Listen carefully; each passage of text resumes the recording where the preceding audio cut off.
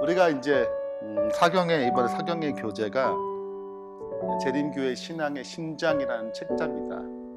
여기 저자가 앙헬 로드리게즈라는 사람인데 우리 교과책이나 교회 지남에 자주 등장하는 사람이에요. 그리고 이게 박사 논문인데 우리 박사 논문 책을 보는 거예요. 박사 논문의 앞부분을 취해서 좀 쉽게 좀 정리했는데 그 불구하고 뭐 많이 어려워하세요. 그래서 이참에 이 부분을 좀 성서 교리를 좀 다루면 좋을 것 같다고 생각되고, 오늘 1장을 할 텐데 1장을 다 다룰 수 있을까는 잘 모르겠습니다. 제가 좀 십자가 그 속죄의 의미를 보다 더 깊이 좀 이해하기 위해서 오늘 특별히 준비를 했기 때문에 그래서 이 시간에는 성경 공부예요. 설교가 아니에요. 그리고 제가 좀 깊이 얘기할 거기 때문에 혹 이해가 안 된다 그러면 이제 질문을 좀 해주시면 좋겠고, 제일 첫 번째는 이제 왜 성서 교리가 재림교회 신앙의 심장이 됐냐, 이게 왜 중요하냐. 심장이 얼마나 중요해요. 저 심장 수술 해봐서 아는데, 네, 심장이 정말 중요하죠. 왜 중요하지? 이유가 뭐지? 네.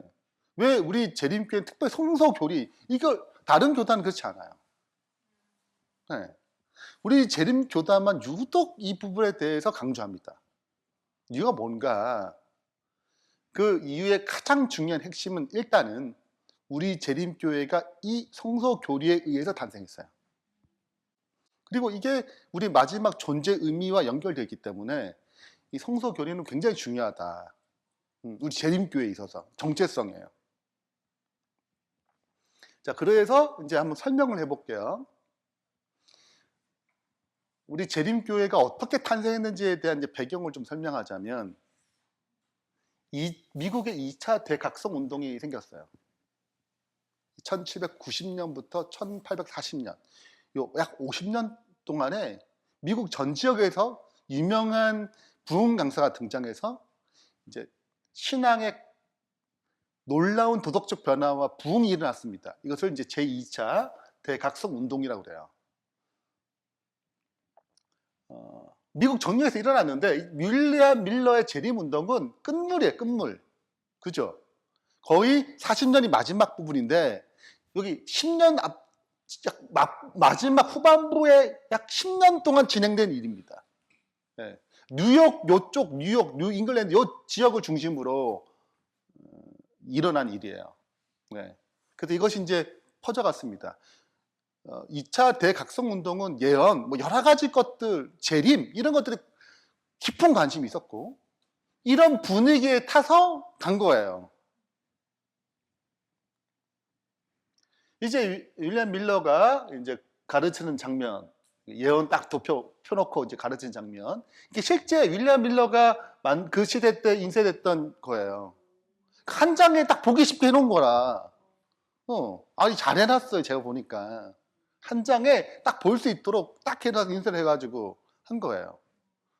이렇게 해서 뭐 다니엘, 계시록까지 쫙 세천세 기별의 흐름까지 딱 이렇게 다 너무 진짜 잘 맞췄어요. 성서 교리를 기초로. 이 가장 중요한 것은 그가 내게 이르되 2300주야까지니 그때의 성소가 정결케 되리라 하셨느니라. 이게 이제 키포인트인데, 성소가 정결케 된대요. 이 성소를 어떻게 했냐면 지구로 생각했어요. 지구가 정결케 되는 거라. 언제? 2300주야가 되면. 그러니까 성소에 대한 여러 가지 있지만 내가 하늘이 뭐 주의 보좌에, 땅이 주의 뭐 발등상이라. 그러니까 이 지구 전체를 성소로 이해하는 성경절이 있기 때문에 그걸 근거로 성소 정결은 지구가 정결케 된다는 것은 재림할 때. 그래서 뭐 한 거예요? 이제 2300주를 계산해가지고 이게 막 몰아가는 것입니다. 부흥기잖아요, 부흥기. 대각성 부흥기. 아니, 뭐 뜨거운데, 항상 종말론 얘기 굉장히 많은데 갑자기 뭐가 왔어요? 이 재림의 어떤 그 아주 구체적인 날짜까지 해가지고 오니까 반대도 있었죠. 재림의 날짜 어떻게 알 수 있느냐고 모르는 것도 있지만 너무 예언이 기가 막히게 맞아 들어가고 또 예언이 성취되기 시작하는 거예요. 그런 것들이 막 주변에 종말론적 사건 자꾸 일어나니까 또 오스만 투르크가 이제 멸망했거든요. 그 해석에 의하면. 그러니까 그런 예언적인 것들이 이제 막 맞춰 들어가니까 막 마음이 진짜 예수님 곧 오신다. 이거 성취된 거 봐라. 하면서 이제 불붙은 것입니다. 근데 우리가 아시다시피 실패했죠. 실패한 거. 이게 실패한 거예요. 그리고 다시 해석하는 일이 생긴 것입니다. 이때 참여한 사람이 뿔뿔이 흩어졌어요. 굉장히 많이 흩어졌습니다. 흩어졌고 거기서 또 그래도 여기 뭔가 의미가 있겠지 하고 다시 성경을 해석하는 일이 있는데 그것을 하늘 성소의 정결, 즉 지구의 정결 아니고 하늘 성소의 정결로 이해한 것입니다. 그래서 정리하자면 율러 운동이 시작했고 1844년에 대실망에서 이제 흩어졌다가 거기서 다시 좀 찾아보자. 진짜 의미가 뭔지. 왜냐면 맞아 들어왔잖아요. 그러니까 이게 진짜 뭘 의미하는 거야, 성소 정결이라는 것은. 그래서 진리를 찾기 위해서 열심히 연구한 결과 이제 이건 하늘 성소 이야기야. 성경 전체를 성소라는 개념으로 새롭게 이해하게 된 거죠. 전체를. 그래서 우리 재림 교단이 탄생하게 되는 것입니다. 그래서 이제 그런 과정 가운데 첫 번째 성소 교리는 재림교회의 신학적 정체성을 갖춰다 줘요. 굉장히 중요한 거예요. 네. 십계명도 어디 안에 들어있어요? 성소에 들어가 있잖아요. 성막에, 지성소에. 이게 그러니까 뭘 회복해야 돼? 지성소 시대면 뭐가 회복돼야 돼요? 하나의 법이 회복돼야 돼. 그러니까 안식일을 회복하는 것도 굉장히 중요한 사명인 거예요. 그러니까 지성소 시대로 이해한 거죠. 하늘 성소의 정결은 지성소 시대가 왔다는 거거든요. 그러면 지성소가 오픈되면 법이 있잖아요. 그러면 뭐가 회복돼야 되는 거예요? 법이 드러나야 되는데 그동안에는 하나님의 이 십계명 중에 안식일 계명이 다 무너진 거예요. 그러니까 이게 다 이렇게 연결돼가지고 이 성소의 재림교회 신학이 어떤 중요한 역할을 하게 된 것입니다. 이게 다 연결되어서 성소 교리를 가지고 성경 전반적인 이해를 갖게 된 거예요.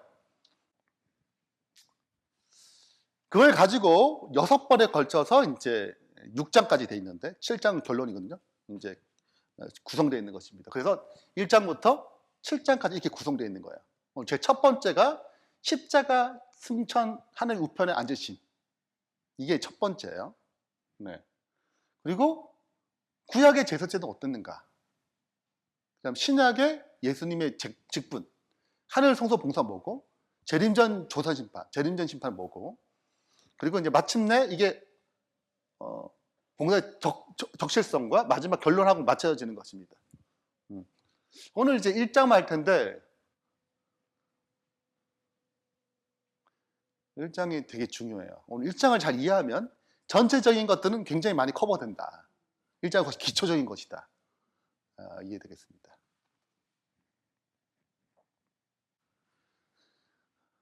이 책에 보면 십자가는 이 세 가지를 설명한다고. 이 세 가지예요. 첫 번째는 물론 이제 순서는 십자가 반복됐다 얘기하죠. 제가 논리적인 설명을 해서 이 세 가지 순서를 놔뒀습니다. 십자가는 속죄의 유일한 수단이다. 다른 방법이 없어. 속죄는 다른 방법이 없다는. 오직 십자가 외에는 죄를 속하는 방법이 없어. 이게 유일한 방법이에요. 다른 방법이 없다. 이게 첫 번째. 십자가는 반복될 수 없어요. 단 한 번으로 끝나. 단번에 제사로 끝난단 말이죠. 더 이상 반복될 필요가 없어요. 구약에는 계속 제사 계속 드렸잖아요. 근데 지금은 그럴 필요가 없어. 예수님이 단번에 끝났단 말이죠. 반복될 수가 없어요.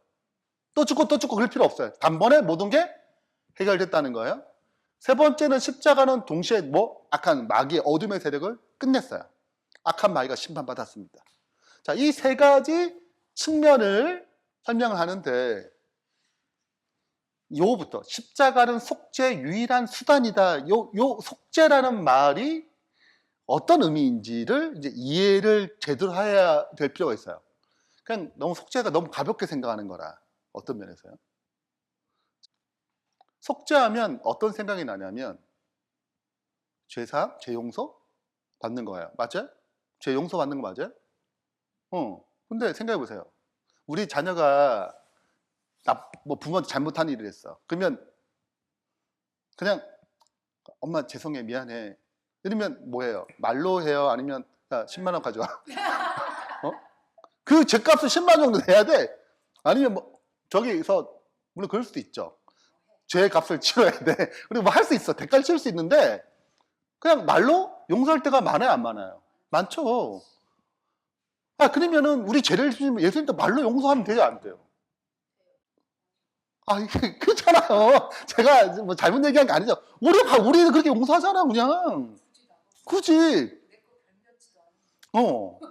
근데 굳이 또 희생제물 꼭 필요하냐 이거지. 희생제물이. 죄 사는데 꼭 제물을 드러나야 되냐고요. 꼭 죽으셔야 하냐고.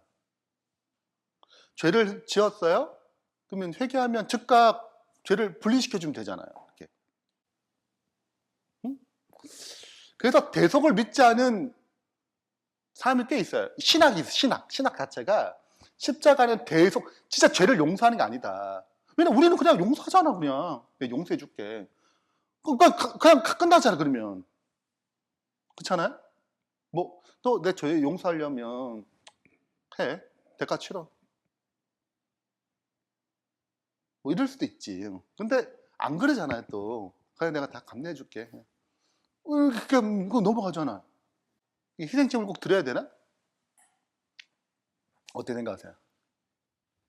그냥 십자가는 사랑이다. 사랑의 극치를 보여서 그 사랑 때문에 우리가 변화되는 것이다. 주변에 봐라. 사랑 때문에 변화된 사람. 응? 많지 않냐. 십자가는 실제적으로 죄를 뭐 사라지게 하는 거. 그 죄는 그냥 용서 끝나는 건데 뭐 이렇게 사라지고 뭐 이렇게 옮겨야 되고 뭐 그런 거냐. 어? 그런 게 아니고 사랑을 보여줘가지고 그 사랑에 감동해서 변화되는 거다. 그래서 그분이 그 사랑을 보여주기 위해서 죄가 얼마나 흉악한지 보여주기 위해서 그렇게 희생하는 것이지 그 자체가 죄를 뭐 없애거나 그런 능력을 갖고 있지 않다라고 주장하는 신학적 관점이 있어요. 그걸 대속을 믿지 않아요.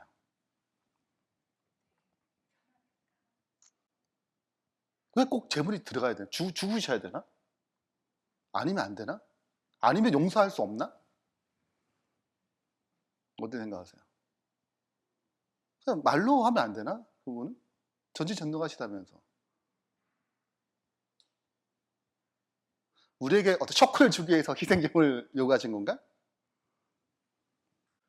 그래서 이제 성서적 이해가 필요한 거예요. 왜냐면 이렇게 얘기하는 사람 꽤 있거든요. 단순히 너무 가볍게 죄 용서하는 거지. 용서받는 거야. 자, 그래서 세 가지 개념을 정리해. 이게 유기적인 관계가 있어요. 첫 번째는 하나 설명할 텐데 일단 희생제물이 왜 필요한가? 왜 대가를 꼭 지불해야 되는가를 알아야 돼요. 네. 이게 안 됐을 때 나타난 문제가 커요. 그래서 반드시 대가를 지불해야 돼요. 그러니까 속죄라는 대가를 반드시 뭐 하게 된다? 지불한 것이어야 된다. 아니면 안 돼요. 이유를 이제 설명할게요. 일단은 대가를 지불해야 되는구나. 이게 개념이에요. 첫 번째, 대가를 무조건 지불해야 돼요. 죄니까 생명을 값을 지불해야 돼요. 두 번째는 공의적인 측면에서 죄의 책임의 문제가 있어요. 대신 지는 거잖아요. 그러니까 아니 엄마가 잘못했는데 아들이 잘못했는데 제가 대신 책임질게요 하는 게 그래 좋지, 되게 좋아요, 되게 아름다워. 근데 내가 지은 죄를 내가 책임져야지. 그게 맞잖아요. 남이 책임지는 것이 올바른 공인가, 책임의 문제. 오히려 죄를 내가 죄 지어도 저 사람이 죄를 처리했으니까 내가 죄를 지어 내가 죄를 책임을 지면 무서운지 알잖아요. 근데 다른 사람이 대신 책임지면 무슨 생각이 들어요? 좀 가볍지. 내가 또 죄를 지어도 엄마가 처리해 주겠지. 뭐 이런 거. 엄마 갚아주게. 이게 좀 뭐 되는 거예요? 해해지지. 방조하게 되잖아요, 죄에 대해서. 그러니까 이 책임의 문제가 다른 종교에서 가장 기독교 공경하는 문제가 대속 문제예요. 공의롭지 않거든요. 이슬람은 자기가 죄를 처리를 해야 돼요. 내가 노동함으로 죄값을 처리해야 돼요. 불교 죄가 많잖아, 업이 많잖아요. 내가 열심히 봉사하고 헌신해가지고 그 값을 처리해야 돼요. 책임을 자기가 진단 말이죠. 부처님의 자비를 통해서 자기가 죄의 책임을 지는 거예요. 이슬람도 똑같거든요. 근데 기독교는 그렇지 않아요. 누가 대신 지는 거예요. 그러니까 이게 도덕적이지 않다는 거지, 기독교가. 그래서 문제가 많다는 거예요. 윤리적인 문제부터 시작해가지고 이것 때문에 다 나왔다. 왜 기독교가 썩어가느냐, 이런 사고를 갖고 있으니 제대로 하나님 갚아주셨는데 뭐 미랑 같은 하나님 용서하셨어 뭐 이렇게 생각한다는 거지. 이 문제를 처리해야 되는 거예요. 세 번째는 끝까지 회개를 거절하는 자를 심판하는 것이 속죄거든요. 그러니까 죄를 끝내 제거하는 거예요. 이게 속죄예요. 우리 속죄는 항상 용서만 생각했잖아요. 근데 뭐도 속죄냐면 심판도 속죄거든요. 제거해버리는 거예요. 그 존재를. 왜 심판이 속죄지? 요 개념을 정리함으로 이 세 가지를 실은 제가 이제 제자 훈련할 때 기본적으로 다 설명한 건데 이게 여기 흩어져 있어가지고 이게 모아서 탁 가져와야 돼요. 네, 그래서 이 세 가지 개념을 정리할 때 성경에 말하는 속죄가 왜 희생제물이 필요할 수밖에 없는지 이게 딱 정리가 되는 것입니다.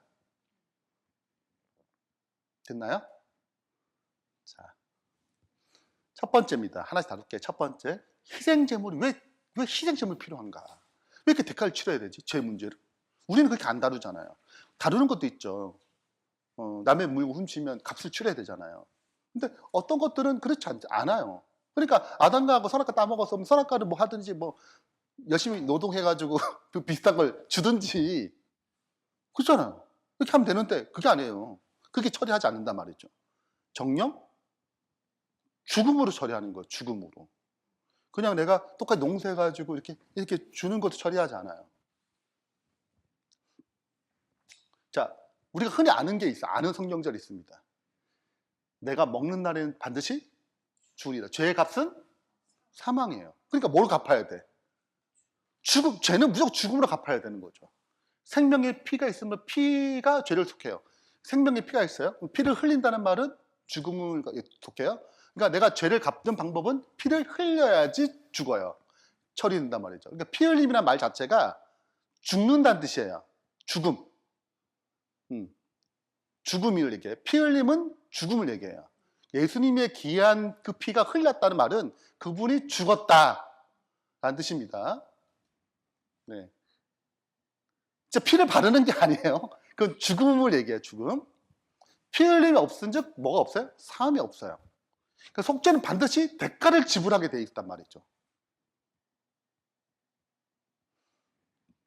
근데 다시 질문해 볼게요. 왜 죄의 값이 사망이냐? 왜 죽는다고 하셨냐? 죄를 처리하는 데서 죽는 거 왜 다른 방법이 없는 거? 전지전능하신 분인데 이렇게 꼭 처리해야 되는 거야? 그 용서로, 우리처럼 용서로. 아니면 뭐 이렇게 다른 걸로, 죽음 외에 다른 걸로 처리할 수 없냐 이거죠. 불교는 다른 걸로 처리하잖아요. 내 업으로, 내 선행으로 처리한단 말이죠. 이슬람도 똑같거든요. 선행으로 처리하면 되잖아. 착한 일로. 근데 모르고만 처리된대. 왜? 자, 말로 왜 용서가 안 되는가? 말로. 오늘 말로 하는데 죄를 지으면 즉각 회개하면 즉각 분리시켜주면 굳이 희생제물 필요 없잖아요. 그렇지 않나? 꼭 죽으셔야 돼? 죽음 외에는 절대 불가능하다. 근데 왜 이렇게 하셔야 되는가에 대해서 이제 설명을 해야 이해가 되는 거예요. 자, 네 가지로 설명할 텐데. 자, 먼저 죄를 그냥 회개해요. 그러니까 용서 그냥 말로 그냥 처리하는 거예요.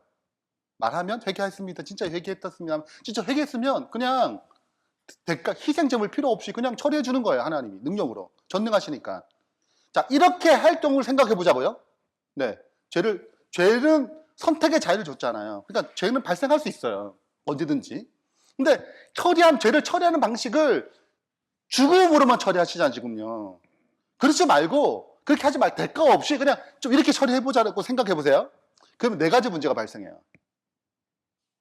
네, 자, 한번 해볼게요. 첫 번째는 자유의지에 문제가 생깁니다. 자, 왜냐하면, 죄를 선택했어요? 근데 즉각 가져가잖아. 결국 큰 의미에서 로봇처럼 되는 거예요. 내가 선택했는데 막 가져가니까 바로 싹싹 가져가니까 싹 가져가잖아요. 그러니까 뭐야?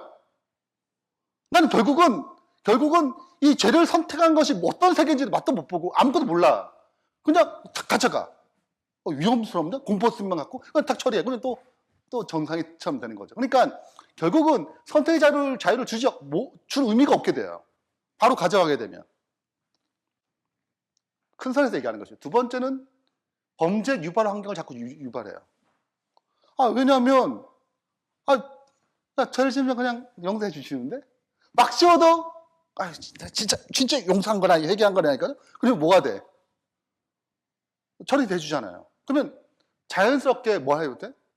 죄 짓고 그냥 회개하면 금방 처리돼. 이렇게 되는 거죠. 어떤 대가도 없는 거예요, 지금. 대가 없이 처리할 때 문제입니다. 세 번째는 죄 실체를 알 수 없어요. 죄가 나쁘다고 그랬는데 그거 선악 하나 따먹었는데 이게 뭔지 잘 모르는 거라. 즉각 뭐하면? 처리하면 몰라. 아담과 이거 먹고 그 다음 가인이 동생을 죽이고 10대 만에 홍수로 멸할 수밖에 없이 죄악이 가득하게 찼잖아요. 그러니까 죄가 어떤 세계인지를 몰라요.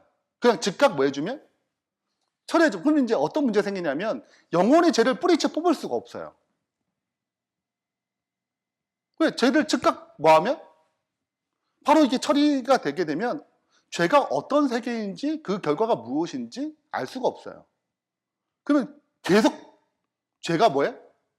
남용되고 해결되지 않은 문제 가운데 영원토록 온 우주는 죄의 실체가 어떤 세계인지 모르고 그냥 계속 가는 것입니다. 그래서 우리 성화의 과정에도 하나님께서 믿으면 죄 본성을 처리하지 않아요. 처리하면 좋잖아요. 죄 본성을 딱 처리해주면 얼마나 좋아. 죄 본성 처리하지 않고 예수님 재림할 때 죄 본성을 처리하거든요. 그러니까 두시잖아요. 예수님 딱 영접했을 때 거듭났을 때 죄 본성을 딱 취하면 얼마나 편해. 내적 유혹이 없잖아. 일단. 응?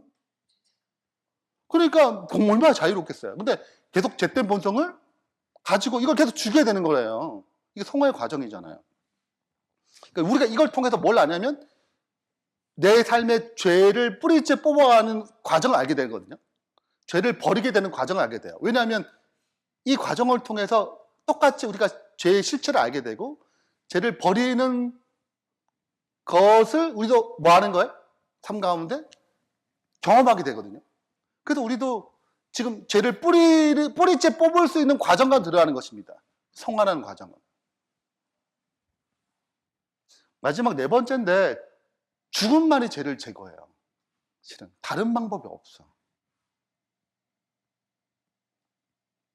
자, 이거 좀 설명을 드릴게요. 제가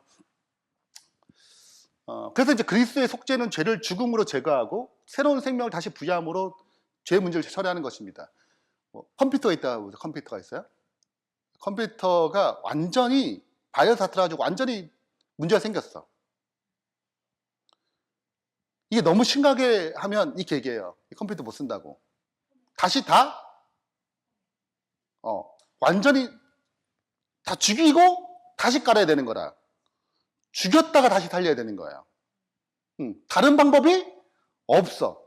그러니까 지금 하나님의 입장에서도 이 죄의 문제를 처리하면 다 죽여야 돼요. 완전히 끝내야 돼. 죄를 완전히 제거한 다음에 다시 생명을 부여해야 돼. 이거 외에는 방식이 없어요. 죄를 완전히 제거하는 방법은 죽음이라는 걸 가지고 처리하는 것입니다. 자, 그 이유를 좀 설명할게요. 우리가 이제 이미 제자훈련도 공부한 건데, 사랑의 삼위 하나님께서 행복하셨어요. 이 행복을 나눠주기 위해서 우리를 창조하셨죠. 그 창조의 목적은 삼위 하나님이 누리는 행복을 우리도 누리게 하고 창조하신 거예요. 근데 행복이라는 정의 자체가 어떻게 나온 거냐면 하나님의 율법, 하나님의 성품에 의해서 나온 거예요. 율법은 하나님의 성품을 기록한 글이거든요. 그러니까 행복이라는 정의 자체가 율법이 설명하는 것입니다. 율법을 잘 지키면 곧 내가 행복해지는 방법이죠. 그래서 이때는 이 사랑의 율법을 잘 지킬 때 행복이 오는 것입니다. 그럼 사랑의 반대적인 개념도 있을까요? 사랑이란 개념이 정리했다면 아닌 것도 있을 거 아니에요. 이것이 아닌 것. 그러니까 빛이 생기면 자연스럽게 어둠이 분리되는 거거든요. 자, 그러면 보세요. 하나님을 사랑하고 이웃을 뭐 하는 거예요? 사랑하는 거예요. 율법의 핵심은. 이게 내 마음을 다해서, 목숨을 다해서, 뜻을 다하여 사랑하는 거예요. 누구를? 하나님을. 자, 이게 절대 가혹한 게 아니다. 가혹한 법이 아니에요? 아니, 남편이 아내한테 내가 자기를 99%가 사랑해. 1%는 다른 옆집 여자가 이상 마음에 끌린다. 1%밖에 안 돼. 지분이 1%야. 정말 얼마 안 되지. 그러면 기분이 좋아요? 아, 남편 내가 99%나 사랑한대. 아, 대단하다. 이렇게 하지 않잖아요. 1%가 문제야. 그러니까 강도가 와가지고 칼을 내면서 아내한테 남편을 보고 야, 아내 목숨 담보로 야, 돈 가져와. 그러면 죽여요? 괜찮아. 이게 무슨 말이에요? 지금 돈이 더 아내보다 가치가 있다는 거지. 아내 목숨을 걸고 돈을 달라는 것은 남편이 뭐라고 생각하는 거예요? 돈보다 아내가 더 가치 있다고 생각하는 거잖아요. 그 강도가 아내 목숨을 걸고 돈 달라고 그러지, 남편한테. 그러면 뭘 갖다, 알겠다고 찾아준다고 할 거잖아요. 그죠? 왜? 아내가 더 사랑하니까. 돈을 더 사랑하면 고민이 되게 많을 거야. 이거 해야 되나 말아야 되나. 야, 이거 진짜 고민되는데. 이렇게 하지 않겠냐고요. 그죠? 자, 근데 만약에 야, 아내 대신 너가 대신 죽을 수 있어? 그러면 어떻게 해야 돼요? 진짜 사랑하면 기꺼이.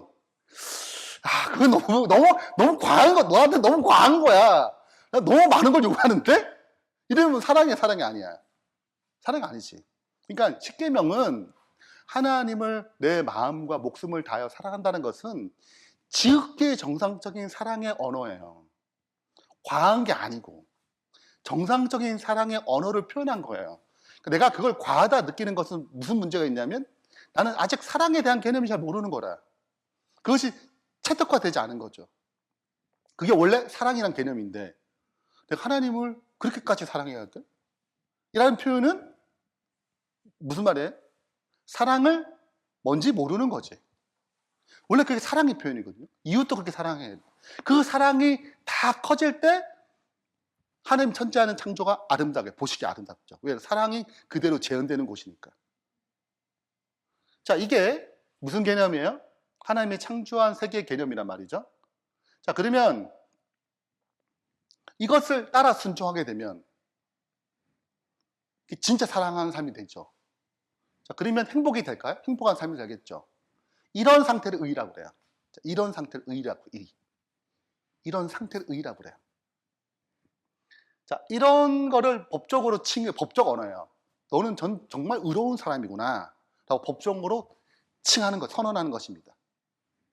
자, 이런 사람은 의인이라고 그래요.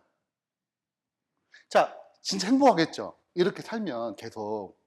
그러면 빨리 돌아가셔야 돼요. 오래 사셔야 돼요. 그러니까 생명 남은 실과를 이 사람들 허락하는 거예요. 이렇게 살면 계속 사는 것이 뭐하니까? 행복하니까 생명 남은 실과 계속 먹는 것입니다. 이게 무슨 원리예요? 자연스러운 원리예요. 원래 이렇게 창조했단 말이죠, 하나님이. 근데 선택의 자유 줬잖아요. 그러니까 이러대로 안 살 수도 있어, 없어요? 있지. 그러니까 불순종할 수 있단 말이죠.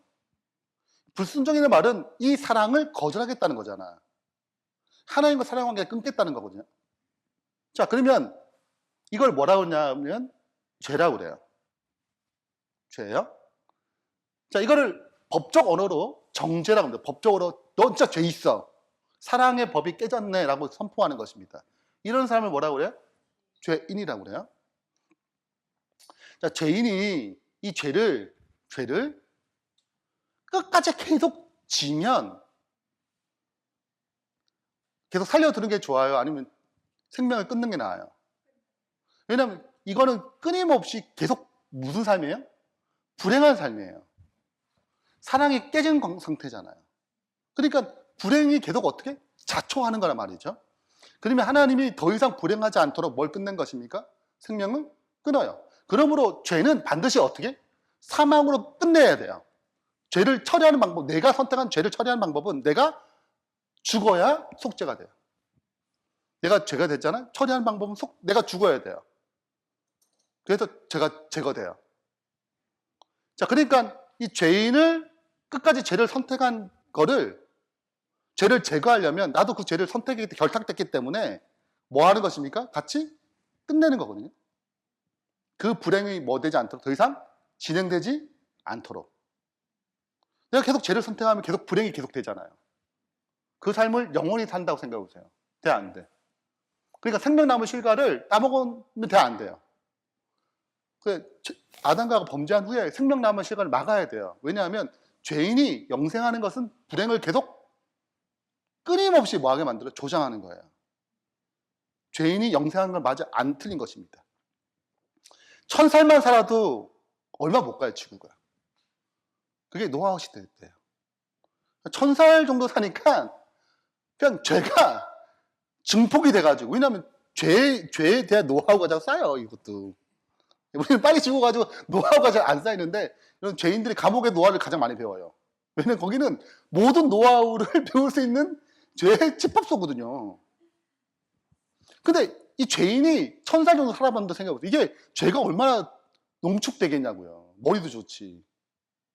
그러니까 더 이상 하나님이 뭐 할 수 없을 만큼, 감당할 수 없을 만큼 죄가 가득 찬 것입니다. 자, 그래서 죄는, 이 죄라는 것은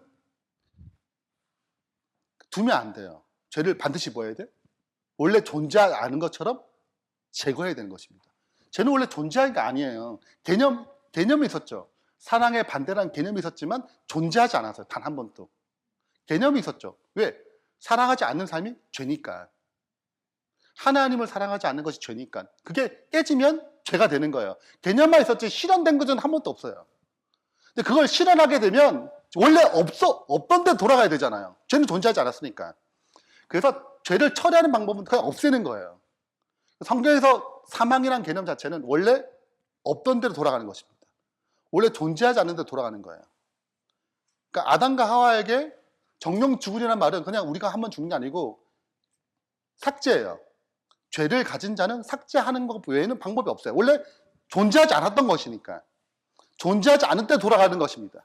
너는 흑인이 흑으로 돌아가요. 그러니까 반드시 죄를 갖게 되면 처리하는 방법은 죄가 없던 데 돌아가야 돼요. 반드시 없애야 돼. 제거해야 돼. 죽여야 돼요. 그 외에는 다른 방법이 없어. 원래 존재하지 않은 걸로 돌아가게 만들어야 돼요. 존재하지 않은 대로 돌아가게 만드는 것은 그게 사망의 원해, 사망. 성경의 사망이라는 것은 존재하지 않은 대로 돌아가는 거예요. 원래. 그래서 사망을 처리해요. 왜? 죄는 원래 존재하지 않았으니까. 근데 죄가 결탁됐기 때문에 이 사람도 같이 존재하지 않은 대로 돌아가는 것입니다. 정령 죽으려는 말은 죄를 선택하게 되면 죄가 원래 존재하지 않았기 때문에 너가 존재하지 않은 세계를 선택한 거잖아요. 그럼 같이 존재하지 않았던 것으로 돌아가는 거예요. 그래서 하나님의 관점에서 죄는 원래 존재하지 않았기 때문에 죄를 선택하게 되면 죄를 제거하는 과정에서 원래 없던 데 돌리는 거예요. 그 언어를 뭐라고 표현한다? 사망이라 표현해요. 한 번 죽는 것은 잠이에요. 정령 죽는다는 말은 너는 흑인이 흑으로 원래 없던 데 돌아가는 거야. 죄를 없애는 방법이에요. 죄를 없애는 방법은 오직 뭐밖에 없다? 무로 돌리는 거. 원래 없던 대로. 그 원래 없던 대로 삭제하는 언어를 성경에서 뭐라 한다? 사망이라고 해요. 사망. 성경에서 사망이라는 언어는 삭제하는 것입니다. 존재를. 원래 없던 대로. 제가 원래 존재하지 않았기 때문에 존재하지 않은 대로 돌리는 거예요. 그러니까 아담과 하와에게 정령 먹으면 너가 죄를 선택하면 죄는 원래 존재하지 않았기 때문에 뭐로 돌아가는 거예요? 없애는 거예요. 너 죄를 선택했지? 근데 원래 죄는 없었던 거야. 그러면 같이 어떻게? 너 그 선택했으니까 같이 어떻게? 삭제당하는 것입니다. 그래서 생명의 하나님과 연결되어 있는데 우리가 이제 생명인데 죄를 범하면 관계가 끊어지면서 이 존재를 삭제시켜요. 원래 없던 대로. 죄가 원래 없어. 있으면 돼, 안 돼, 죄가. 있으면 하나님의 창조의 목적이 어긋나요. 그러니까 원래 없던 데 돌려야 돼요. 죄가 없던, 삭제예요. 그 삭제하는 언어. 조금도, 아니, 폼에서 하면 조금도 뭐가 없어. 흔적도 안 났거든요. 폼에서 하면. 완전히 없던 데 돌리니까, 없던 데 돌리는 거예요. 죄가 들어오지 않았던 대로. 그것을 뭐라고 그래요? 사망이라고 그래요. 사망은 삭제 언어예요. 존재하지 않았던 데 돌리는 것입니다. 그 방법이 뭐예요? 사망이에요. 사망. 존재하지 않았던 데로 돌리는 것. 제가 원래 존재하지 않았기 때문에 다시 없던 데 돌려야지 우주에 뭐가 와요? 평화가 오지, 행복이 오지. 제가 들어오면 하나님은 죄를 싫어하세요. 굉장히 싫어하세요. 왜? 제가 그분의 창조 세계를 다 망가뜨린다 그래요. 그럼 죄는 반드시 뭐 해야 돼요? 삭제해야 돼요. 없애야 돼요. 그 없애는 방법을 뭐라고 합니다. 성경에서는 사망이라고 그래요. 자, 그래서 다시 정리하자면, 자, 하나님께서는 희생제물이 필요할 수밖에 없는 이유가 선택의 자유를 제한하고 범죄 유발 환경을 만들고 죄의 실체를 모르게 만들어요. 죄를 끝낼 수가 없어. 그리고 죽음만이 죄를 제거해요. 다른 방법 없어요. 속성상. 삭제해야 돼요. 왜? 죄가 존재하지 않을 때 돌려야 되는 것입니다. 그거 외에는 다른 방법이 있다 없다? 없다. 그래서 죄의 속성상 죽음 외에 다른 방법은 없어요. 원래 없던 때 돌리는 것입니다. 다시. 자, 그러면 그분이 우리를 속죄하려면 죄를 제거하려면 어떻게 하셔야 돼요? 죽으셔야 돼요. 삭제를 시켜야 돼요. 다른 거 외에는 죄를 삭제시킬 방법이 없어요. 그러니까 반드시 속죄란 말은 희생제물 필요해요? 필요해요. 다른 방법이 없다고요. 이걸 삭제 외에는 다른 방법이 없어요. 그래서 죄의 값은 사망이에요. 다른 거 외에는 죄에 존재한 죄를 삭제로 돌리는 방식, 그 사망이라고 그러는 것입니다. 자, 그래서 속죄가 되려면 죄를 죽음으로 제거해야 돼요. 이건 뭐예요? 사망, 둘째 사망. 둘째 사망이라는 것은 최후 심판이죠. 그게 이제 다시 돌리는 거. 원래 없던 데 돌리는 방식이거든요. 너는 흙이니? 흙. 너는 원래 존재하지 않은 데 돌리는 것입니다. 그러니까 그리스도 속죄는 원래 없던 데 돌리는 방식이에요. 자, 근데 그러면 죄와 죄인이 결탁되어 있잖아요. 죽으면 그냥 끝나는 거라. 나도 다시 뭘 부여해야지 돼요? 그 생명을 다시 부여해야 되는 거예요. 그러니까 죽음으로 끝나지 반드시 부활이 있어야 돼요. 그래야지 새로운 생명 부여받아야 살지. 아니면 어떻게 살아가요? 그러니까 죽음으로 제거를 하고 그 다음에 뭐 하셔야 돼요? 새로운 생명을 부여해가지고 그 새로운 생명으로 살도록 하는 것을 거듭남이라 표현하는 것입니다. 이렇게 죄의 문제를 해결하는 거예요. 그 속죄는 이 두 가지 개념이 같이 포함되어 있는 것입니다. 반드시 죽음으로 죄를 제거해야 돼요. 다른 방법은 없어요. 있는 거를 삭제하는 방식, 원래 없던 데 돌리는 방법은 뭐 외에 없어요? 죽음 외에는, 사망 외에는 없습니다. 자, 이제 두 번째는 공의의 측면에서 죄의 책임 문제를 처리해야 돼요. 어떻게 하나님이 나 대신 돌아가시고 어떻게 내 죄도 해결되는 것인가? 어떻게 이게 도덕적으로 괜찮은 건가? 우리는 그냥 들었잖아요. 아유, 그래, 하나님 은혜 감사. 나 대신 돌아가셔가지고 그런 예화도 많고. 근데 정말 그래요? 정말 그런가? 이게 진짜 올바른 방법인가? 성경 분명히 죄를 알지 못한 신데 우리를 대신할 죄로 삼았단 말이죠. 죄가 되셨어요. 우리를 대신해서. 그래서 우리도 하여금 그 안에서 하나님의 의가 되게 하려 하십니다. 고린도서 5장 21절. 그래서 우리를 위하여 저주받은 바 돼서 율법의 저주에서 우리를 속량하셨으니, 그러니까 대신 뭐 한 거예요? 죄의 값을 갚으셨단 말이죠. 자, 여기에 나타난 문제가 있어요. 내가 지은 죄를 하나님이 대신 죽음으로 갚으신 공의로운가? 진짜 공의로운가 이게? 공의라는 입장, 또 죄에 대한 책임을 생각, 죄는 내가 책임져야 되는데 대신 책임지는 방식이 공의로운가 이거예요. 왜냐하면 죄를 가볍게 여겨 조장하게 만드는 것이 아닌가. 그 죄에 대해서 굉장히 민감하신 하나님께서 이게 조장하시는 분인가? 지금 이게 이제 다른 종교에도 기독교 공개한 굉장히 중요한 메시지예요. 공의롭지 않다고 생각하거든요. 이 문제도 이제 로마서 공부하면서 이제 다루었는데, 자, 그래서 이 문제를 처리해야 되는 것입니다. 해결해야 돼요. 즉, 예수님의 죽으심이 공의롭고 죄의 책임 문제를 해결할 수 있도록 정리되어야 되는 것입니다. 자, 그래서 어떻게 해결할 것인가? 자, 첫 번째는 하나의 방법이에요. 첫 번째는 한 혈통을 만드셨어요. 한 혈통. 이게 굉장히 중요한데, 인류의 모든 족속을 한 혈통 아담으로 만들었어요. 하와도 아담으로 나왔죠. 각각 따로따로 창조하지 않았단 말이죠. 응?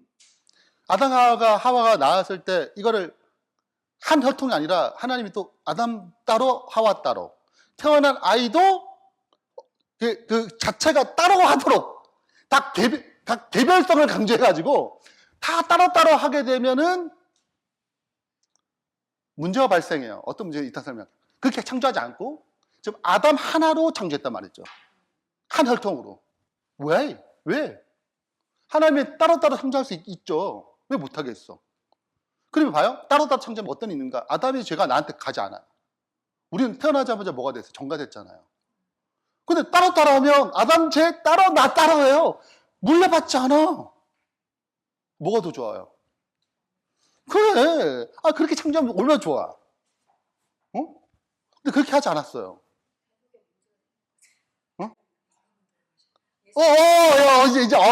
이제 출혈이 되는군요. 자, 이게 그냥 되는 게 아니에요. 이게 기가 막힌 디자인이에요. 하나님이 뭘 하실 때는 그냥 대충 이렇게 끼워 맞춘 게 아니에요. 어? 수없이 계속 등장해야 돼. 그때마다 한 명씩 처리해야 되니까 그 명수만큼 등장해야 돼요. 왜? 한 명이 해야 되니까. 그러면 이분이 예수님이 아닌지 알 수 있을까? 모를까? 몰라요. 이 총체적인 구속에 문제가 생겨요. 이 효율성, 효과적, 그리고 이게 사단이 틈이 훨씬 더 많이 타요. 그렇죠. 그러니까 딱 와가지고 내가 널 해야 돼.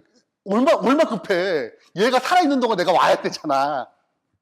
그동안에 얘를 믿게 만드네. 오늘 굉장히 복잡한 상황이 발생하는 것입니다. 이해되시겠어요? 이거는, 네.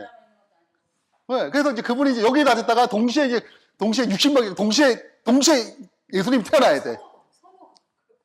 그렇죠. 뭐 그렇게 해가지고 여튼 동시다발적으로 탄생해야 돼, 인간이. 그것도 엄마 뱃속에 나와야 되잖아요. 그러니까 이게 너무 복잡한 거예요. 대속이 안 이루어져요.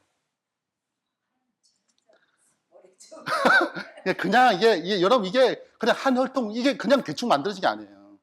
대속이란 개념 자체를. 근데 이렇게 되면 좋아, 이해되는데 대속의 문제 여전히 남아있어요. 이거는 여튼 각각 창조, 각각 책임지잖아. 그래서 맞아, 책임을 지니까. 근데 이게 공동체성인데 이게 책임에 관련된 거예요. 이게 이제 좀 살펴볼 내용인데, 자 보세요. 아간의 죄와 기본 사람이 지은 죄에 대한 해결인데, 이 부분 좀 찾아볼게요. 사무엘 하 21장 1.4절 14절입니다. 이제 좀 찾아볼게요. 요거는 다윗의 시대, 집사님 좀 읽어주시겠어요? 1절.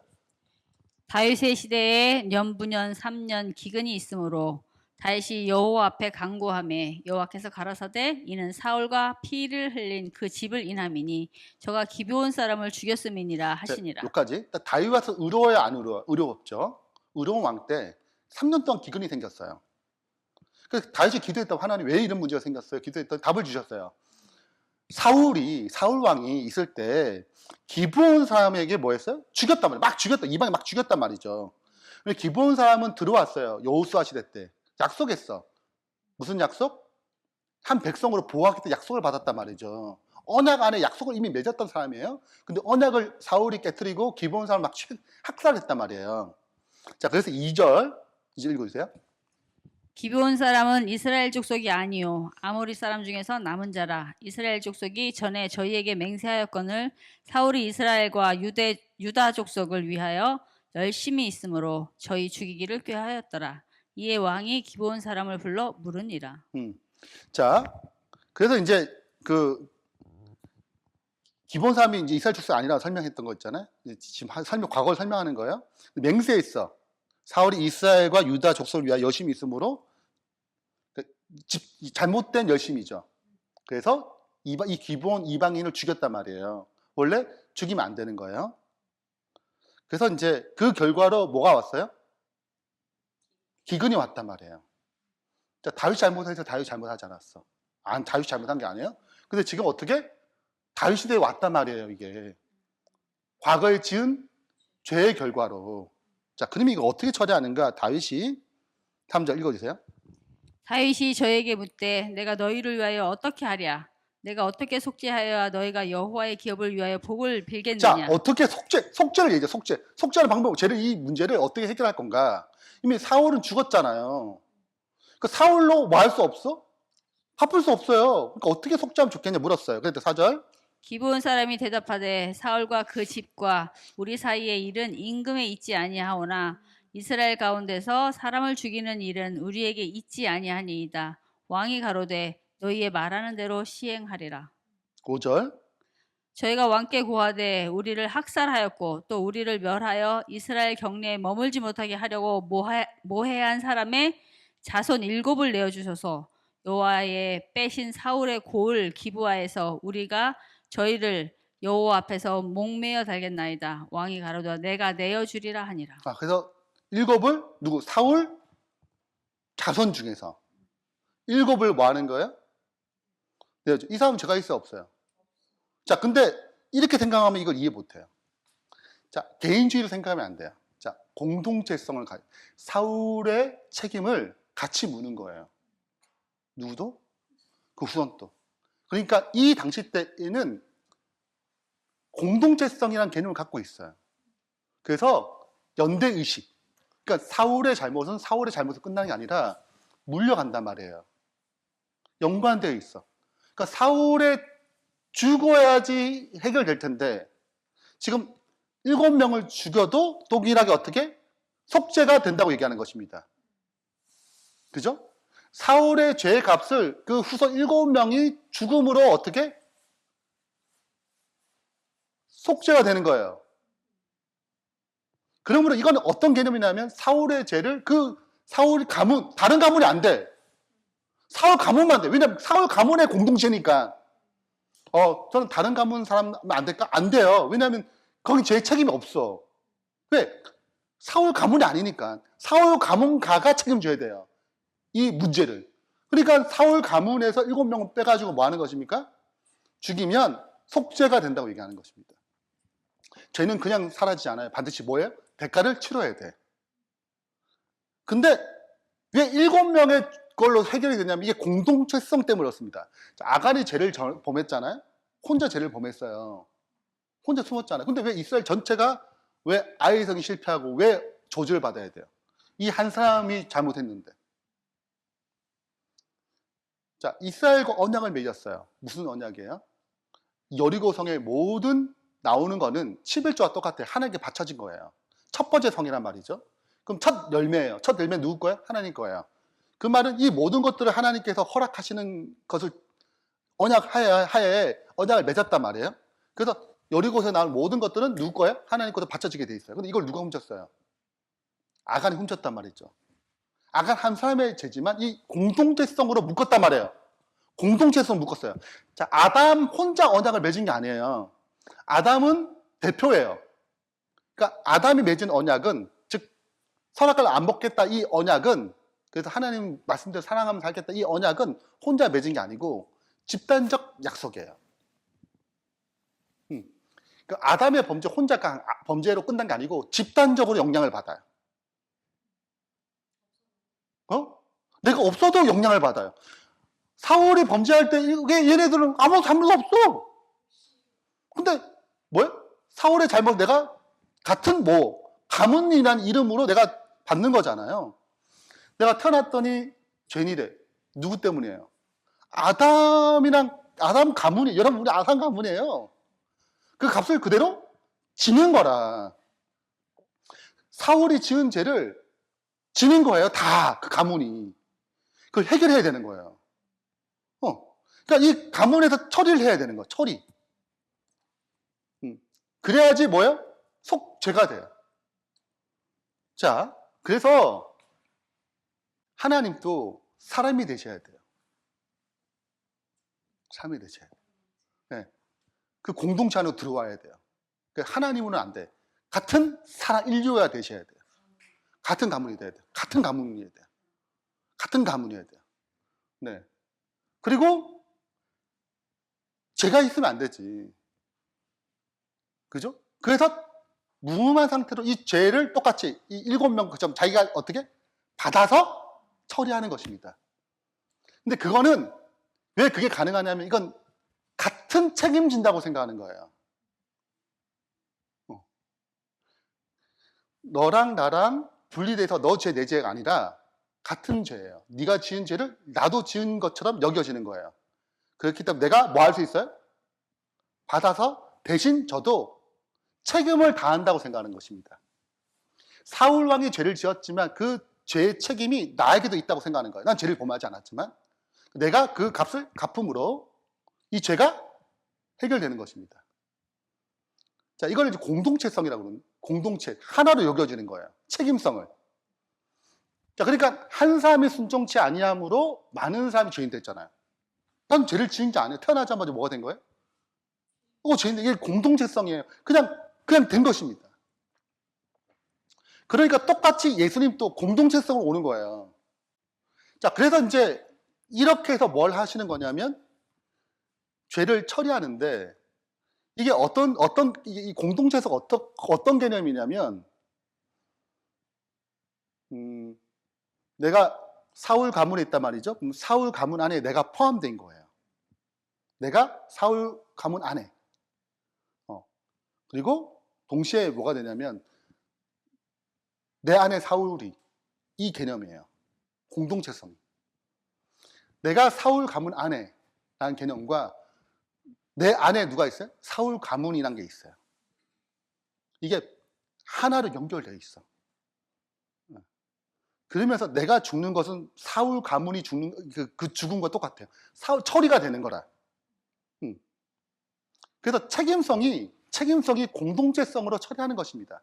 죄의 책임의 문제를 너 따로 내 따로 아니라 너의 죽음이 내 죽음이고 이렇게 되는 거예요. 사울 가문의 7명이 죽는 것은 사울의 죽음과 똑같이 여기는 거예요. 왜?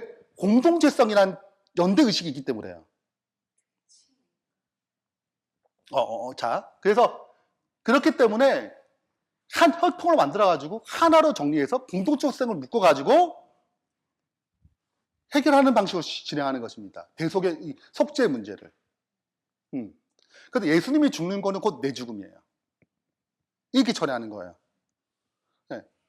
사울의 죽음이 7명이 죽었는데 사울 걸로 똑같이 여기잖아요.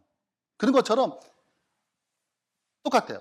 내가 죄를 지었는데 예수님이 죽은 것은 뭐가 되는 거예요? 내가 죽는 것과 똑같이 여겨지는 거예요. 이걸 무슨 성경에 말하는 공동체성 개념이라고 그래요. 그러니까 한 사람으로 순종자 많은 사람이 되는 거는 공동체라는 개념 때문에 형성된 것입니다. 그러니까 곧 내가 죽는 거로 여겨져요.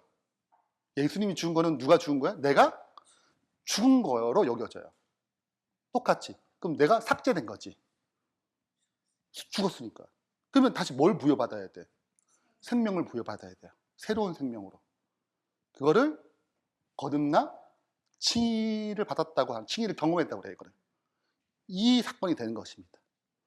그러니까 이걸 그분이 디자인할 때 그냥 디자인한 게 아니에요. 그냥 하와를 굳이 뭐 따로따로 이게 그런 게 아니라 이 구속의 경륜을 준비하다 보니까 반드시 어떻게 해야 돼요? 각각 하면 안 되는 거라. 그래서 한 혈통으로 의도적으로 만드신 거예요. 왜? 죄를 범하면 처리해줘야 되는데 이런 방식으로는 처리가 안 되는 것입니다. 그래서 공동체성이라는 관점을 가지고 뭘 하는 거예요? 구속을 이루고자 하는 계획을 세우신 거예요. 그래서 예수님이 한 사람 죽으면 곧 내가 죽은 거 똑같아요. 책임이. 그렇은 것입니다. 그래서 우리의 죄가 예수님 안에서 하나로 묶어지는 거예요. 단 한 번 죽으심으로 단번에 처리가 되는 것입니다. 그분의 죽으심? 이미 내가 다 삭제된 거예요. 단번에. 나라는 존재 전체를 뭐 했어요? 죽었기 때문에요. 나도 언제 죽었어요? 2000년 전에 다 죽은 거예요. 내가 그걸 받아들였기 때문에 지금 어떻게 경험하는 거지. 이미 삭제는 언제 됐다?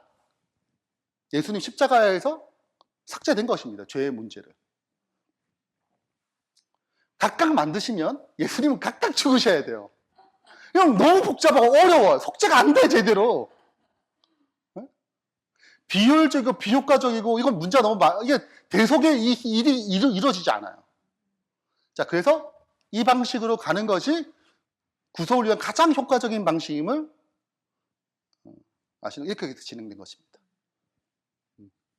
자, 이거 하고 마치겠는데, 자, 이건 이제 쉽습니다. 끝까지 회개를 거절한 자를 심판함으로 속죄를 처리하는, 죄를 처리하는 방식, 죄를 제거해야 되거든요. 네. 그 대표적인 예가 이제 민수기 25장 5절 13절입니다. 이걸 이제 배경은 발람이 아무리 해도 이제 안 되니까 모압 왕과 결탁해가지고 우상 숭배의 제사로 초대해 이스라엘 백성은. 거기에 막 들어와가지고 이제 바알 부올 가담하게 되는 것입니다. 그 우상 숭배 사상이 어디 들어와서 이스라엘 백성이 들어온 거예요. 그래서 모세가 이걸 알고 재판관들에게 이르되 너희는 각각 바알 부올에게 가담한 자들 다 죽이라고 명령합니다. 그러면 이제 막 이스라엘 자손이 온 회중이 해막 물에서 울 때 이게 죽었으니까 이제 알 거 아니에요. 그러면 잘못했구나 회개해야 되는데 한 사람 모세와 온 회중의 눈 앞에 미디안 한 여인을 데리고 이 미디안 결탁해가지고 꽂혔거든요. 왜 이스라엘이 너무 강한 거라. 하나님 복 주시고 막 모든 전쟁 이기니까. 그러니까 누구를 안 믿게 만들어야 돼요? 하나님이 실화가 얘를 버리게 만들어야지 자기들이 존재할 수 있다고 생각하고 우상 숭배에 초대한 것입니다. 모압과 미디안이 결탁해요. 근데 미디안 여인을 데리고 그의 형제에게 온지라. 떳떳해 막 이렇게. 네, 창피하지도 않아. 그러니까 제사장 아론의 손자 엘르아살 아들 비느하스가 보고 회중 가운데 일어나 손에 창을 들고 그를 죽였어요. 얘가 좀 힘이 있는 자, 함부로 못 건드린 거지. 근데 이제 비느하스가 여호와의 질투심에서 그를 죽입니다. 그 이스라엘 남자를 따라 그의 막사에 들어가 이스라엘 남자와 그 여인의 배를 꿰뚫어서 두 사람을 죽이니 연병이 이스라엘 자손에게서 그쳤더라. 이제 끝난 것입니다. 네. 제사장 아론의 손자 엘르아살의 아들 비느하스가 내 질투심으로 질투할 이스라엘 자손 중에서 내 노를 돌이켜 내 질투심으로 그들을 소멸하지 않게 하여도다. 아니면 다 죽을 뻔했어. 자, 그와 그의 후손에게 영원한 제사장 직분 언약, 제사장 직분 영원히 되는 것입니다. 그가 그의 하나님을 위하여 질투하여 이스라엘 자손을 뭐해서 속죄? 뭐 어떻게 속죄했어요? 누구 죽임으로? 끝까지 하는 이 사람은 뭐함으로? 죽임으로 속죄했어요. 이 죄를 제거했다, 죽였단 말이죠. 죄의 원흉을. 자, 그러므로 심판은 속죄가 맞아요? 속죄가 맞아요. 끝까지 회개를 거절한 자를 죽임으로, 대가를 치르게 함으로 심판이 끝나고 이것을 속죄라 표현하는 것입니다.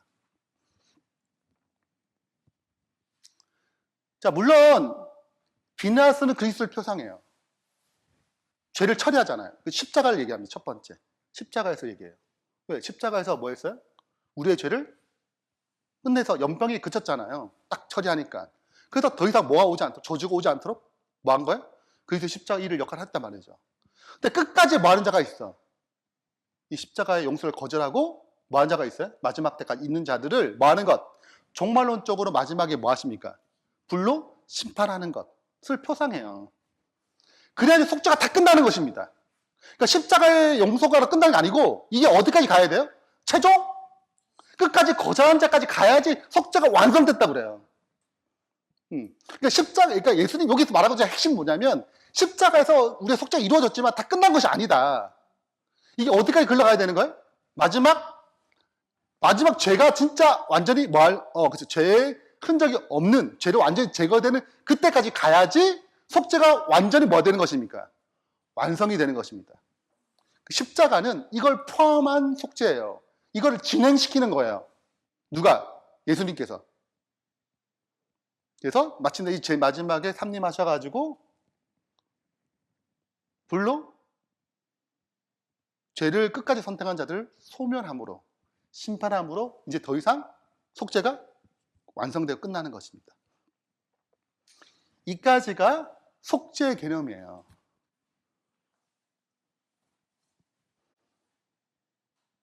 그러니까 우리가 속죄를 생각할 때 아까 전에 세 가지를 생각해야 되는 거예요. 첫 번째는 반드시 희생이 필요하다. 죄를 처리한 방법은 다른 방법이 없어요. 죄를 삭제시켜야 돼. 없던 데 돌리는 것입니다. 다른 방법이 없어요. 네. 죽음을 통해서 삭제하는 방식이에요. 하나님이 죄를 삭제하는 방식은 사망의 방법이에요. 죽음 외에 다른 방법이 없어요. 다른 방법을 쓰게 되면 문제가 너무 발생을 많이 해요. 그래서 하나님께서 어떻게? 죽음으로 죄를 처리한 것이 원래 없던 걸 돌리는 거예요. 성경이 말하는 죽음, 사망은 없던 대로 돌리는 것입니다. 두 번째는 죄의 책임성을 해결해야 돼요. 공의로운가? 내가 죄를 지었는데 예수님이 대신 죄를 처리하는 것이 공의로운가? 이 문제를 처리해야 되는 것입니다.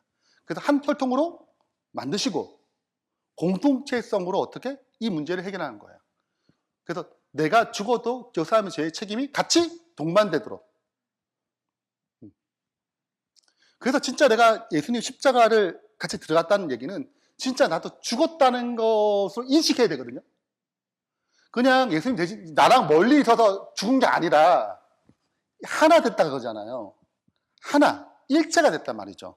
그러니까 예수님 십자가에 죽으시면 나도 진짜 그 죄의 값을 받았다. 이 죄가 정말 싫어지는, 죄가 정말 하나님 정말 미워하는구나. 일체감이 생길수록 실은 구속의 힘은 더 강력해지거든요. 하나됨, 그리스도가 내 안에, 내가 그리스도 안에. 이게 안 되면 내가 그리스도와 함께 십자가 못 박혔대요. 내가 그리스도와 함께 십자가 못 박혔대요. 그게 일체감이거든요. 그게 공동체성이에요. 일체 하나로 여겨지게 만드는 거예요. 그래서 죄를 끝내는 방식으로 진행하는 것입니다. 그리고 세 번째, 반드시 끝까지 회개하기를 거절하는 자를 죽임으로 뭘 끝내요? 속죄를 완성하는 것입니다. 이것도 삭제예요. 네, 첫 번째 삭제가 십자가고 마지막에 삭제가 뭐예요? 종말론적 심판인 것입니다. 이렇게 해서 그리스도의 속죄, 대속의 원리가 이렇게 이어지는 것입니다. 마지막까지.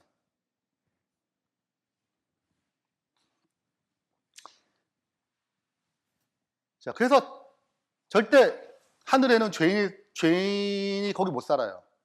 죄 없는 사람들과 매우 다를 것이고 그는 행복할 수 없어요. 그들이 거기에 살기엔 적합하지 않아요. 때문에 스스로 제외, 삭제되는 것입니다. 하나님께서는 의도적으로 삭제하는 게 아니에요. 적합하지 않아요. 죄는 원래 존재하지 않은데 돌아가야 됩니다. 그분의 창조 세계가 맞지 않아요. 그러니까 삭제하는 거예요. 창조 세계가 아니에요, 죄는. 그러니까 어울리지 않아요. 그래서 그거는 원래 없던 데 돌아가는 것입니다. 자, 그래서 십자가의 이제 개념, 유일한 수단이 이제 정리됐어요. 다른 방법이 없어. 십자가는 속죄 유일한, 이 죽음, 다른 방법이 없어요. 예수님 외에는 생명을 다 죽이고 다시 살릴 수 있는, 다시 살리려면 창조주만 돼야 돼요. 어떻게 다 죽을 수 있어. 근데 살릴 수는 없어. 뭐가 없어서? 다시 살리는 생명이 없어서 그래요. 그러니까 누구만 하는 거예요? 이걸 하나님만 하셔야 돼요. 그래서 하나님이 이 일을 할 수 있는 유일한 방법이에요. 다른 방법이 없어요. 그 십자가는 속죄의 유일한 수단이에요. 다른 방법이 없습니다. 다시 반복될 필요가 없어요. 그걸 작동하셨거든요. 단 한 번으로 모든 공동체성으로 모든 인류를 다 책임지셨기 때문에 나의 미래 지을 죄도 책임지신 거기 때문에 다시 뭐 할 필요 없어요? 죽을 필요 없어요. 한 번에 처리했어요. 반복될 필요가 없는 것입니다. 그리고 이 십자가는 속죄 개념, 악을 뭐예요? 완전히 패배시켜, 완전히 삭제시키는 개념이거든요. 예. 이것까지 다 뭐한다? 포함된 개념임을 좀 생각하면 좋겠습니다. 실은 이 뒷부분은 더 할 말이 많이 있겠지만 여하튼 십자가에서 뭐가 끝났어요? 사탄의 세력이, 사탄의 주장이 다 끝났고 이제 뭐만 남았어요? 삭제가 남았어요. 이 존재의 삭제. 그걸 마지막 종말에 삼림 때 거의 이루어짐으로 속죄가 완전히 완성되는 것입니다. 물론 십자가에서 완성이 됐어요. 근데 이게 진행되어야 될 길인 거예요. 진행이 돼요. 그래서 그분이 하늘에 승천하시는 것입니다. 하늘에서 일하시고 재림하시고 마지막 다시 삼림 때 일을 하심으로 완전한 속죄가 이제 십자가 이룬 속죄가 완전히 실현됨으로 끝을 맺어요. 그래서 승천이란 것은 그분이 이루고자 했던 것이 다 어떻게 완성되었다, 이루어졌다 의미합니다. 예, 그래서 그 제자들에게 뭘 주셨어요? 예, 성령을 보내주시고 그들이 해야 할 사역이 있음을 또 얘기해 줍니다. 빨리 넘어갈게요. 그래서 그분의 보좌에 앉으셔서 승천하시고 앉으심으로 왕과 대제사장이 됐습니다. 그럼 두 가지 직분을 가졌어요. 왕이자 대제사장. 그래서 이 세상을 다스리고 중보의 역할을 하십니다. 그래서 초림할 때 죄로부터 구원, 십자가와 부활을 통해서 속죄를 이루셨어요. 그죠? 그래서 그분의 기름 부음 받으시고 다시 내려오세요. 죄의 세상으로부터 영광과 권세를 다시 가지시고 이 땅에 내려오세요. 그래서 구원하기 이렇게 진행되는 것입니다. 그래서 이제 하늘의 우편에서 무엇을 하시고 무엇을 진행하실 것인가, 어떻게 진행될 것인가, 이거를 살펴보기 위해서 2장부터 이제 설명이 시작하는 거예요. 그분 여기서 무엇을 하시는가에 보다 구체적인 설명을 구약 제사 제도를 통해서 쭉 이제 하나씩 살펴보는 것이 이제 우리 사경의 교제 이야기입니다. 자, 여기까지 하고 마치겠습니다.